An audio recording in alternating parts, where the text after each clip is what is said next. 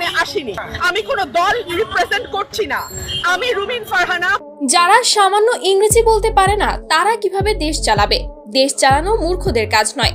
বন্ধুরা, এভাবেই উপদেষ্টা আসিফ নাহিদকে ধুয়ে দিলেন বিএনপির প্রভাবশালী নেত্রী রুমিন ফারহানা। রুমিন ফারহানার এমন মন্তব্যকে ঘিরে আলোচনা সমালোচনার ঝড় বয়ে যাচ্ছে সোশ্যাল মিডিয়ায়।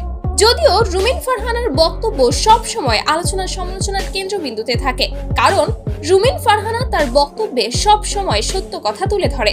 এছাড়াও তার বক্তব্যগুলো সব সময় ন্যায়ের পক্ষেই থাকে, কারণ দেশকে ভালোবেসে যারা রাজনীতি করে তাদের মধ্যে রুমিন ফারহানা অন্যতম।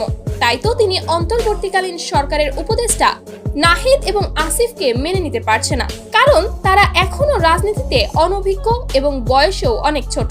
অন্তর্বর্তীকালীন সরকার গঠন হওয়ার পর থেকেই তাদের নিয়ে নানা সমালোচনা উঠে আসছে।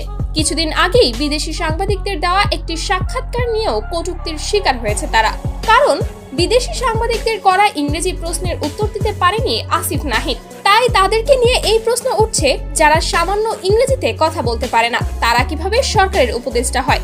অন্যদিকে সাধারণ মানুষ বলছে তারা দুজন কোটা বিরোধী আন্দোলন করেছে, আবার তারা এখন সমন্বয়ক কোটাতেই উপদেষ্টা বনে গিয়েছে। তাহলে কোটা বিরোধী আন্দোলন করে আর লাভ কি হলো? পরিবর্তন তো কিছুই হলো না। অন্যদিকে রুমিন ফারহানা বলেন, খুব শীঘ্রই বিএনপি নতুন সরকার গঠন করবে, যত তাড়াতাড়ি সম্ভব নির্বাচন দিতে হবে।